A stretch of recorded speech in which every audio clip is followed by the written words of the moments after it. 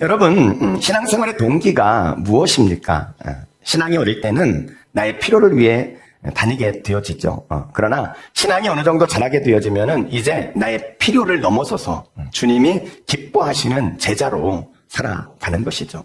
그래서 오늘은 본문을 통해서 제자의 삶을 함께 배워보도록 하겠습니다.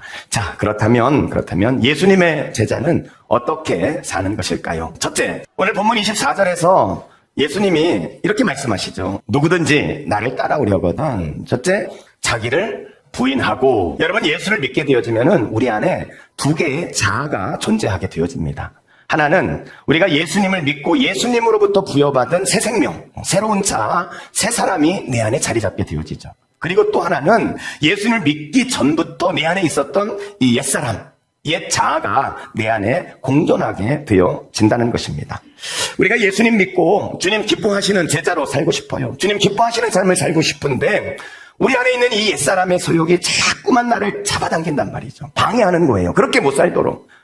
여러분, 그래서 바울은요, 이런 자신의 이 갈등을 절규하면서 고백하지 않습니까? 오호라, 나는 곤고한 사람이로다. 이 사망의 몸에서 누가 나를 건져내랴. 여러분, 우리가 자기를 부인한다는 것은 바로 내 안에 있는 이 육체의 소욕을 따라 살려고 하는 이 옛사람의 삶을 포기하는 것. 이게 바로 자기를 부인하는 삶이다. 이렇게 말할 수 있어요. 여러분, 그런데 어떻게 이 육체의 소욕을 따라 사는 옛사람의 이 삶을 포기할 수 있습니까? 바울은 갈라디아서 2장 20절에서 이렇게 말씀을 합니다. 내가 그리스도와 함께 십자가에 못 박혔나니 그런즉 이제는 내가 사는 것이 아니요 오직 내 안에 그리스도께서 사시는 것이라. 끊임없이 내 안에 솟아나는 이 육체의 소욕, 쾌락을 향해 살고자 하고 죄를 향하여 가는 이 옛사람의 소욕을 십자가에 못 박으라. 이걸 좀 더 쉽게 설명하면 내 안에 육체의 소욕이 일어나려고 할 때에 나의 불신앙, 나의 교만, 나의 정욕을, 나의 탐심을 주님의 십자가 앞에 나와서 그것을 쏟아내면 예수님의 십자가의 보혈이 우리를 깨끗하게 하실 뿐만 아니라 십자가의 능력으로 이길 수 있게 해 주신다는 것입니다. 그래서 여러분, 우리가 십자가 앞에 나아가 기도하는 것입니다. 내 힘으로 할 수 없기 때문에 십자가 앞에 내려놓고 주님의 도움을 간구할 때 여러분, 우리는 십자가에 죽고 그리스도가 살아나는 그러한 놀라운 역사를 이루게 되어질 줄로 믿습니다. 그래서 십자가 앞에 날마다 내 자신을 쏟아내고 주의 능력으로 살아가는 삶, 이것이 나를 부인하고 주님의 제자로 살아가는 삶이에요. 우리 신앙의 가장 큰 적은 사탄이 아니라 내 옛사람인 것을 잊지 마시기 바랍니다. 두 번째로 예수님의 제자는 어떻게 사느냐? 자기 십자가를 지고 사는 것입니다. 그렇다면 여러분, 십자가를 지는 삶은 또 뭐예요? 십자가를 지는 삶은 예수님이 이 땅에 오신 이유가 뭐예요? 우리들의 죄를 대신하여 십자가에서 죽으심으로 우리의 죄를 담당하시기 위해 오신 거예요. 예수님은 십자가 때문에 오셨어요. 십자가는 예수님의 삶의 목적이에요. 그래서 이 십자가를 다르게 말하면 십자가는 사명이라는 거예요. 사명. 십자가를 지고 간다는 것은 뭐냐면 사명을 따라서 인생을 살라, 그런 의미입니다. 사명이라는 것은요, 하나님께서 주시는 거예요. 하나님으로부터의 부르심, 이것이 사명이다, 이렇게 말할 수 있어요. 여러분, 이 사명을 붙들고 사는 게 참 중요합니다. 오늘 많은 사람들의 인생이 여러분 왜 이렇게 허무하다는 말을 합니까? 많은 재능을 가지고 있으면서 엉뚱하게 인생을 낭비하고 살아가는 이유가 뭘까요? 왜냐하면 이 사명이, 자기의 인생을 붙들 수 있는 이 사명이 분명하지 않기 때문에 그런 거예요. 여러분, 우리가 섬기는 케냐에서는요, 3만 원이면 아이들을 학교 보냅니다. 빈민가의 아이들이 3만 원만 있으면요, 마약에 노출되지 않고 성범죄로부터 보호를 받을 수 있어요. 교복 입고 가방 메고 당당하게 학교를 갑니다. 그런 변화를 가져올 수 있는 게 3만 원이에요. 내 인생의 사명을 모르니까 나의 물질을, 나의 시간을 그냥 낭비하는 거예요. 오늘 우리 인생의 곤고한 이유, 여러분, 가진 것이 없어서 그런 게 아니에요. 내 인생을 드릴 수 있는 이 사명이 분명하지 않으니까 우리 인생이 마치 부패와 같이 떠다니는 그런 인생, 허무한 인생이 되어진 것이죠.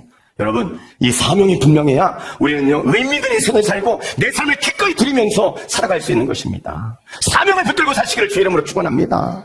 여러분, 하나님이 주신 사명을 위해 하나님께 드려진 것만 영원히 남는다는 사실을 기억하시기 바랍니다. 사명 있는 사람, 사명을 따라 사는 삶, 이것이 바로 제자의 삶입니다. 마지막 세 번째로 예수님의 제자는 어떻게 살까요? 셋째, 예수님을 따라 사는 것입니다. 제가 제자 훈련을 하면서 예수님은 제자 훈련을 어떻게 하셨을까? 그런 부분들에 대해서 이렇게 심각하게 한번 생각해 본 적이 있어요. 예수님은 제자들과 함께 다니시면서 예수님이 겸손은 어떤 것인지 직접 보여주시고 사랑은 어떤 것인지 직접 보여주시고 예수님은 함께 살면서 삶의 그 자리에서 직접 사랑을 보여주시고 겸손을 보여주시고 제자의 삶은 어떻게 사는 것인지 삶으로 그것을 가르치셨다. 제가 본 복음서의 예수님의 제자 훈련은 그랬어요. 예수님은 제자들에게 지식도 물론 가르치셨을 거예요. 그러나 지식에 가르치는 것에 끝난 것이 아니라 어떻게 겸손하게 사는 건지, 사랑은 무엇인지 직접 삶을 통해서 보여주시는, 그렇게 예수님은 제자 훈련을 하셨던 것입니다. 그래서 여러분, 제자라는 것은요, 예수님의 인격을 담는 거예요.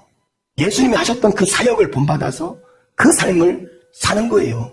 이게 제자예요, 이게 제자. 우리나라와는 다르게 이 고대 근동의 이 팔레스타인 지역은 두 마리 소가 이렇게 쭉 밭을 가는데 때로는 새끼 송아지를 훈련하기 위해서 어미소와 함께 이 새끼 송아지의 멍에를 메울 수 있다는 거죠. 이때 여러분, 어미소와 함께 멍에를 맨 새끼 송아지는 어떻게 해야 되겠습니까? 어미소가 멈추면 멈추는 거고 어미소가 가면은 가는 거예요. 새끼 송아지는 그저 어미소가 하는 대로 그렇게 따라가는 거예요. 그런데 여러분, 새끼 송아지가 막 자기 의욕이 앞서가지고 내가 한번 해보겠다고 그래서 막 새끼 송아지가 막 끌고 간다면 어떻게 되겠습니까? 끌고 갈 수도 없을 뿐더러 결국은 지쳐 쓰러지게 될 것입니다. 여러분, 우리는요, 주님과 멍에를 같이 맨 주님의 제자라는 거예요. 그렇다면 어떻게 해야 되겠습니까?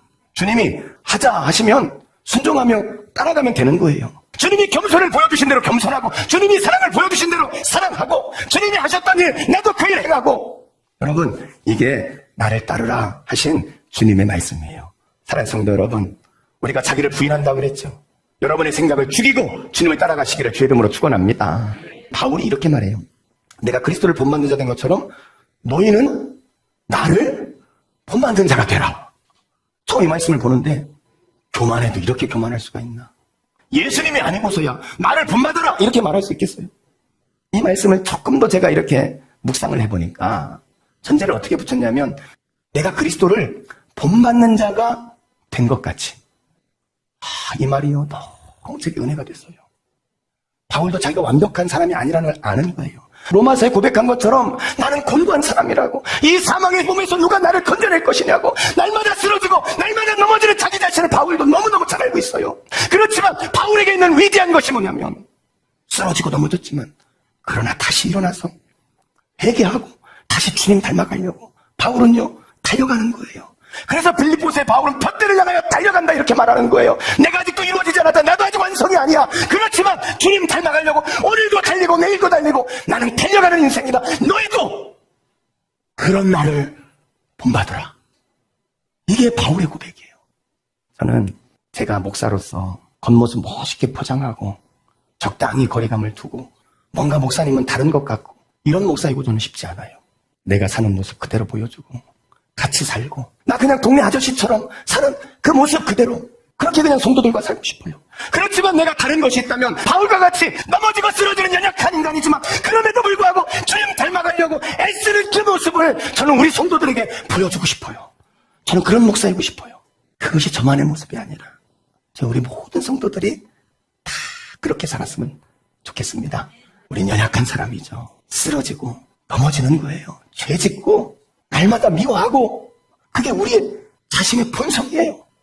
그렇지만 그것에 머물러 있는 것이 아니라 주님 말씀 때문에 다시 회개하고 다시 일어나서 내가 또 사랑해보자. 내가 또 겸손해야지. 이렇게 끊임없이 달려가며 예수님 닮아가려고 살아가는 삶, 이것이 바로 주님을 따라가는 제자의 삶이라는 것입니다. 여러분, 우리 그렇게 살아봅시다. 주님 닮아가는 삶. 사랑하는 성도 여러분, 제자의 길은요 결코 쉽지 않습니다. 자기를 부인하고 자기 십자가를 지고 내 뜻이 아니라 주님의 뜻을 따라서 살아가는 거예요. 그러나 이 길은 동시에 생명과 영광의 길입니다. 누구든지 제 목숨을 구원하고자 하면 잃을 것이요 나를 위하여 제 목숨을 잃으면 얻으리라. 사랑하는 성도 여러분, 제자의 길은 잃는 길 같지만 결국은 얻는 것입니다. 제자의 길은 버리는 길 같지만 결국은 풍성한 생명으로 채워지는 길입니다. 사랑하는 성도 여러분, 오늘 우리 모두 주님의 말씀을 우리의 가슴에 깊이 새깁시다. 나를 따르오르거든 자기를 부인하고 자기 십자가를 지고 나를 따르라. 이 부르심에 순종하는 참된 제자로 사시기를 주의 이름으로 축원합니다.